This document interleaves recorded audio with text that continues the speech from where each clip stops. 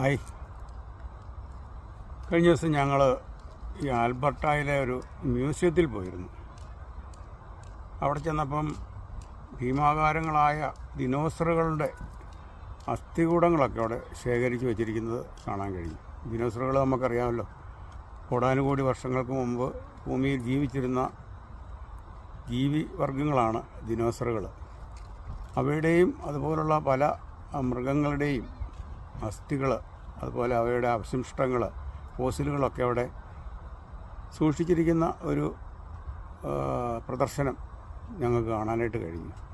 അപ്പോൾ ഞാൻ ഈ ദിനോസറുകളെ പറ്റി കൂടുതലായിട്ട് അറിയാനായിട്ട് ശ്രമിച്ചപ്പോഴാണ് എനിക്ക് ദിനോസറുകളെ പറ്റി മനസ്സിലാക്കാനായിട്ട് കഴിഞ്ഞത്.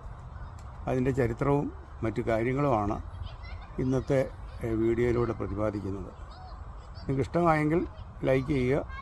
കൂടുതൽ പേരിലേക്ക് ഇതുപോലുള്ള അറിവുകൾ എത്തിക്കാനായിട്ട് ഷെയർ ചെയ്യാനും മറക്കരുത്. ഡൈനോസറുകൾ ഏകദേശം 23 കോടി വർഷങ്ങൾക്ക് മുമ്പ് ഭൂമിയിൽ ജീവിച്ചിരുന്ന സസ്യഭോജികളും മാംസഭോജികളുമായ വലിയ സസ്തനികളല്ലാത്ത ജീവിവർഗങ്ങളാണ് എന്ന് കേൾക്കുമ്പോൾ നമുക്ക് അത്ഭുതം തോന്നാറുണ്ട്. ഇവ ജീവിച്ചിരുന്ന കാലഘട്ടത്തെ മെസോസോയിക് യുഗമെന്നാണ് വിളിക്കുന്നത്. ചില പ്രത്യേക കാലങ്ങളിൽ ഇവ ഏറ്റവും കൂടുതൽ വ്യാപിച്ചിരുന്നു. ഏകദേശം 65 ദശലക്ഷം വർഷങ്ങൾക്ക് മുമ്പ് ഒരു വലിയ ആസ്ട്രോയിഡ് അഥവാ ഛിന്നഗ്രഹം വന്ന് ഭൂമിയിൽ ഇടിച്ചതിനെ തുടർന്ന് ഭൂരിഭാഗം ഡൈനോസറുകളും നശിച്ചു. ആ ആഘാതം ഭൂമിയിൽ വലിയ കാലാവസ്ഥ മാറ്റങ്ങൾക്ക് കാരണമാവുകയും അത് ദിനോസറുകളുടെ കൂട്ടനാശത്തിന് വഴിതെളിക്കുകയും ചെയ്തു. ഇവയെല്ലാം ഇന്നത്തെ പക്ഷികളുടെ മുൻഗാമികളാണെന്നാണ് ശാസ്ത്രജ്ഞന്മാർ കണ്ടെത്തിയിരിക്കുന്നത്. പക്ഷികൾ ഡൈനോസറുകളുടെ സന്തതികളായി ഇപ്പോഴും ജീവിക്കുന്നു. ഡൈനോസർ ഫോസിൽസ് അഥവാ ജീവാംശങ്ങൾ ലോകത്തിൻ്റെ പല ഭാഗത്തും കണ്ടെത്തിയിട്ടുണ്ട്.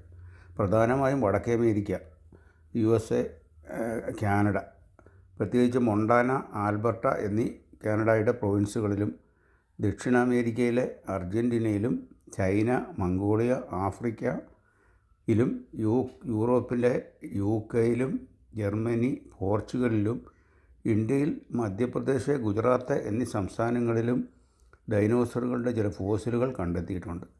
അതായത് ഇവ ഭൂഖണ്ഡത്തിലുടനീളം വ്യാപിച്ചിരുന്നുവെങ്കിലും വടക്കേ അമേരിക്ക, ചൈന, ദക്ഷിണാമേരിക്ക എന്നിവിടങ്ങളിൽ നിന്നാണ് ഏറ്റവും കൂടുതലായി ഫോസിലുകൾ ലഭിച്ചിരിക്കുന്നത്. എല്ലാ ദിനോസറുകളും ഭീമാകാരമായിരുന്നില്ല. ചില ദിനോസറുകൾ കോഴിയുടെ വലിപ്പം മാത്രമേ ഉണ്ടായിരുന്നുള്ളൂ.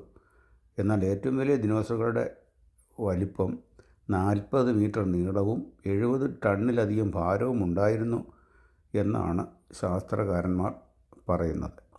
ദിനോസറുകൾക്ക് നീണ്ട കഴുത്തും വലിയ വാലും ഉണ്ടായിരുന്നതായി ഗവേഷകർ പറയുന്നു.